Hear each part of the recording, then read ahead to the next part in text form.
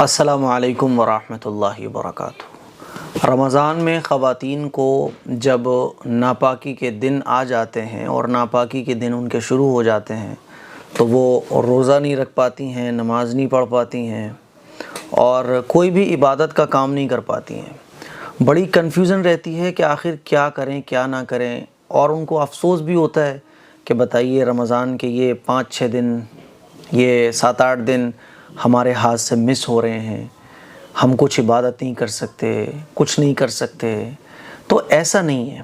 ایسا جو سمجھا جاتا ہے نا کہ ناپاکی کے دن جب شروع ہو جاتے ہیں، پیریڈ جب شروع ہو جاتے ہیں، حیض کے دن جب خواتین کو رمضان کے مہینے میں شروع ہو جاتے ہیں، تو یہ جو سمجھا جاتا ہے کہ اب یہ ہمارے 5-6 دن برباد، اب کچھ نہیں کر سکتے ہم، ایسا نہیں ہے۔ تو آج میں آپ لوگوں کو یہ بتانے جا رہا ہوں کہ رمضان کے مہینے میں آپ کون کون سی عبادت کے کام پیریڈ کی حالت میں کر سکتی ہیں، اور رمضان کے وہ دن جس میں آپ ناپاک رہتی ہیں ان دنوں میں بھی آپ خوب عبادت کر سکتی ہیں۔ تو سب سے پہلے تو یہ سمجھ لیں کہ کون کون سے کام عبادت کے کرنا منع ہے پیریڈ کی حالت میں۔ تو جب آپ کو یہ پتہ چل جائے گا کہ کون کون سے کام کرنا منع ہے، تو جو منع ہے اس کے علاوہ جتنی بھی چیزیں ہیں وہ آپ کر پائیں گی۔ تو آئیے جانتے ہیں کون کون سے کام پیریڈ کی حالت میں کرنا منع ہے۔ نماز منع ہے، نماز نہیں پڑھ سکتی آپ پیریڈ کی حالت میں۔ روزہ نہیں رکھ سکتی آپ۔ روزے میں اور نماز میں فرق یہ ہے کہ نماز کی بعد میں بھی قضا نہیں ہے، لیکن رمضان کے جو روزے ہوتے ہیں ان کی بعد میں آپ کو قضا کرنی پڑے گی۔ تو نماز نہیں پڑھ سکتی، روزہ نہیں رکھ سکتی۔ اور نمبر 3، قرآن مجید کی تلاوت۔ قرآن مجید کی تلاوت نہیں کر سکتی، نہ دیکھ کر نہ بغیر دیکھے۔ قرآن مجید کو چھو بھی نہیں سکتی ہیں آپ۔ اور نمبر 4، مسجد نہیں جا سکتی۔ ٹھیک ہے، ویسے تو خواتین ہمارے ایشیا کے جتنے بھی ممالک ہیں وہاں مسجد میں نہیں جاتی ہیں، لیکن اگر کہیں مسجد میں جانے کا خواتین کا الگ انتظام رکھا گیا ہے تو پھر پیریڈ کی حالت میں خواتین مسجد نہیں جا سکتی ہیں۔ اچھا، بعض خواتین یہ سمجھتی ہیں کہ وہ بتائیے ہم رمضان کی عبادتوں سے محروم ہو گئے، تو محروم نہیں ہوتی ہیں آپ کی نیت اچھی ہے، آپ کو پیریڈ آ گیا لیکن آپ کی نیت یہ تھی کہ روزہ نہ چھوٹے، آپ کی نیت یہ تھی کہ آپ 10 پارے قرآن مجید کے ڈیلی پڑھو گی، آپ کی نیت یہ تھی کہ آپ خوب رمضان میں عبادت کرنا چاہتی تھیں، لیکن یہ 5-6 دن اب مجبوری کی وجہ سے آپ کے چھوٹ رہے ہیں۔ تو جو چیز مجبوری کی وجہ سے چھوٹتی ہے، حالانکہ اس کو کرنے کی ہماری نیت ہوتی ہے، تو پھر اللہ تعالیٰ ہماری نیت کے مطابق ہمیں اجر عطا فرماتا ہے۔ تو پیریڈ کی حالت میں جتنے بھی روزے آپ کے چھوٹ جاتے ہیں، نمازیں چھوٹ جاتی ہیں، تو چونکہ آپ کا ارادہ ہوتا ہے ان کو کرنے کا اور آپ کو افسوس بھی ہوتا ہے ان کے چھوٹنے کا، آپ کی نیت کے مطابق اللہ آپ کو اجر عطا فرما دیتا ہے۔ ایک مرتبہ حضور اکرم صلی اللہ علیہ وسلم ایک مرتبہ ایک دینی سفر کے لیے، ایک غزوے کے لیے تشریف لے گئے تھے، تو کچھ صحابہ اکرام جو ہے وہ رہ گئے تھے اپنے گھروں پر ضرورت کی وجہ سے۔ حضور نے خود کہا تھا کہ بھئی کچھ لوگ شہر میں رہو، کیونکہ سب اگر شہر سے باہر چلے جائیں گے تو پھر شہر کی حفاظت کون کرے گا، تم لوگ یہاں رہو، اور کچھ لوگ غزوے میں جاتے ہیں۔ تو غزوے کے دوران حضور علیہ الصلوۃ والسلام نے ارشاد فرمایا کہ وہ جو ہمارے ساتھی شہر میں رہ گئے ہیں نا، وہ ہمارے ساتھ ہر اس نیک کام میں شریک ہیں جو ہم کر رہے ہیں۔ تو پتہ یہ چلا کہ کوئی کام اگر کسی مجبوری کی وجہ سے ہم نہ کر پائیں، حالانکہ اس کام کو کرنے کا ہمارا ارادہ ہو، تو اللہ تعالیٰ ہماری نیت کے مطابق ہمیں اجر عطا فرماتا ہے۔ تو ہماری بہنوں کو اجر تو پکا مل رہا ہے، کیونکہ یہ ایک پرابلم ہے۔ ہم چاہ رہے تھے روزے رکھنا، ہم چاہ رہے تھے نماز پڑھنا، ہم چاہ رہے تھے قرآن پڑھنا، لیکن یہ پیریڈ شروع ہو گئے اور یہ مجبوری کی وجہ سے اب ہم نمازیں نہیں پڑھ پائے۔ تو نمازیں نہیں پڑھ پائے لیکن اللہ اجر دے گا۔ قرآن مجید ان دنوں میں نہیں پڑھ پائے لیکن اللہ تعالیٰ اجر دے گا۔ روزے نہیں رکھ پائے، بعد میں ہم ان روزوں کی جب قضا کر لیں گے تو رمضان کے روزوں کا ہی انشاءاللہ ثم انشاءاللہ ثواب ملے گا۔ تو افسوس کرنے کی ضرورت نہیں ہے۔ تو پیریڈ کی حالت میں یہ 4 کام نہیں کر سکتے۔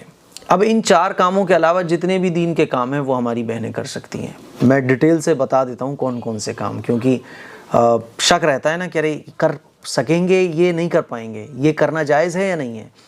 تو درود شریف آپ پڑھ سکتی ہیں۔ نمبر 1، درود شریف آپ پڑھ سکتی ہیں پیریڈ کی حالت میں۔ رمضان کے مہینے میں آپ کو اگر پیریڈ آ گیا، حیض آ گیا، آپ کے ناپاکی کے دن شروع ہو گئے، تو آپ خوب درود پاک پڑھیے۔ درود پاک پڑھنا جائز ہے۔ نمبر 2، تسبیح آپ پڑھ سکتی ہیں۔ نمبر 3، اذان کا جواب آپ دے سکتی ہیں۔ نمبر 4، آیت الکرسی آپ پڑھ سکتی ہیں، آیت کریمہ کا وظیفہ آپ کر سکتی ہیں۔ میں نے ساری چیزیں نوٹ کر کے رکھی ہوئی ہیں اور یہ ساری وہ چیزیں ہیں جو آپ لوگ پوچھتی ہو۔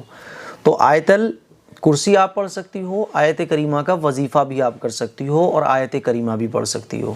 سورہ فاتحہ آپ پڑھ سکتی ہو۔ اب دیکھیے سورہ فاتحہ قرآن مجید کی سورت ہے، آیت الکرسی قرآن مجید کی ایک سورت کی آیت ہے نا۔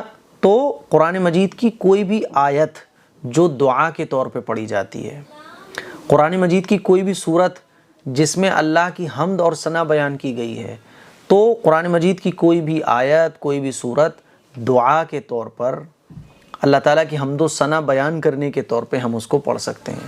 جیسے کہ آیت الکرسی، آیت الکرسی صبح شام پڑھتے ہیں نا ہم لوگ، کیوں پڑھتے ہیں؟ دعا کے طور پہ پڑھتے ہیں۔ تو قرآن کریم کی وہ آیتیں جو دعا کے طور پر پڑھی جاتی ہیں، یعنی وہ دعا بھی ہیں اور قرآن کریم کی آیت بھی ہیں، تو ہم ان کو دعا کے طور پر پڑھ سکتے ہیں۔ تو آیت الکرسی پڑھ سکتے ہیں، سورہ فاتحہ پڑھ سکتے ہیں۔ سورہ فاتحہ میں اللہ تعالیٰ کی حمد و ثنا بیان کی گئی ہے، تو سورہ فاتحہ آپ پڑھ سکتی ہیں۔ تینوں قل پڑھ سکتی ہو، کیونکہ جب ہم سوتے ہیں تو تینوں قل پڑھتے ہیں، دونوں قل پڑھتے ہیں نظر اتارنے کے لیے۔ تو یہ جو بھی کچھ صبح شام پڑھی جاتی ہیں قرآن کی آیتیں، صورتیں، یہ کیوں پڑھی جاتی ہیں؟ دعا کے لیے پڑھی جاتی ہیں۔ بسم اللہ الرحمن الرحیم، ہر کام کو شروع کرنے سے پہلے بسم اللہ الرحمن الرحیم پڑھنا چاہیے، اور ہم لوگ بسم اللہ الرحمن الرحیم پڑھتے ہیں تو پیریڈ کی حالت میں، ناپاکی کی حالت میں بسم اللہ الرحمن الرحیم پڑھ سکتے ہیں، کیونکہ یہ جو بسم اللہ الرحمن الرحیم پڑھی جا رہی ہے، کیوں پڑھی جا رہی ہے؟ دعا کے طور پر۔ تسبیح کو چھو سکتی ہیں آپ، تسبیح آپ پڑھنا چاہ رہی ہیں تو تسبیح کو ہاتھ میں لے کے پڑھ سکتی ہیں۔ دینی بکس آپ پڑھ سکتی ہیں، کوئی بھی دینی بکس، چاہے وہ عربک کی ہوں، چاہے وہ انگلش کی ہوں، چاہے وہ ہندی کی ہوں۔ اگر اس عربک بک میں، جہاں عربک بک ہو یا کوئی بھی دینی بک ہو جو آپ پڑھ رہی ہیں، اس میں جہاں قرآن کی آیت آئے گی تو قرآن کی آیت کو آپ نہ پڑھیں، نہ قرآن کی آیت کو ہاتھ لگائیں۔ اس کے علاوہ پوری دینی بک چاہے کسی بھی لینگویج میں ہو وہ آپ پڑھ سکتی ہیں۔ اچھا، جائے نماز چھو سکتی ہیں آپ، جائے نماز کو چھو بھی سکتی ہیں، جائے نماز پر بیٹھ بھی سکتی ہیں، اور جائے نماز پر بیٹھ کر ذکر و اذکار بھی کر سکتی ہیں۔ قرآن کی تفسیر سن سکتی ہیں آپ، قرآن کا ترجمہ سن سکتی ہیں آپ، اور قرآن مجید کی تلاوت بھی سن سکتی ہیں آپ۔ استغفار پڑھ سکتی ہیں، استغفر اللہ استغفر اللہ استغفر اللہ ربی من کل ذنب واتوب الیہ۔ تسبیح فاطمی بھی پڑھ سکتی ہیں آپ۔ اسی طرح سے دل ہی دل میں قرآن مجید کو پڑھ سکتی ہیں آپ۔ مان لیجئے آپ قرآن مجید کو سن رہی ہیں، سننے کے بعد جو پڑھا جا رہا ہے اس کو آپ دل ہی دل میں پڑھ سکتی ہیں، جائز ہے۔ زبان سے پڑھنا جائز نہیں ہے۔ قرآن مجید کو دیکھ بھی سکتی ہیں آپ۔ مان لیجئے موبائل پہ آپ جو قرآن سن رہی تھی تو اس پہ وہ اسکرین پہ چل بھی رہا ہے، تو آپ وہ دیکھ بھی سکتی ہیں اور دل ہی دل میں اس کو پڑھ بھی سکتی ہیں۔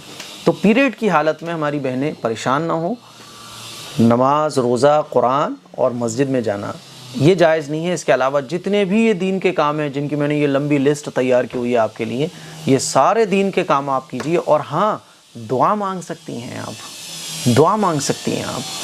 تہجد کی نماز میں دعا مانگیے، رمضان میں دعا مانگیے، رمضان کے پورے مہینے میں دعا مانگیے، افطار کے وقت دعا مانگیے، روزہ داروں کی خدمت کیجیے۔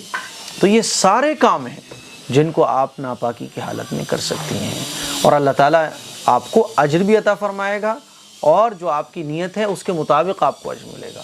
دعاؤں کی گزارش ہے۔ السلام علیکم ورحمۃ اللہ وبرکاتہ۔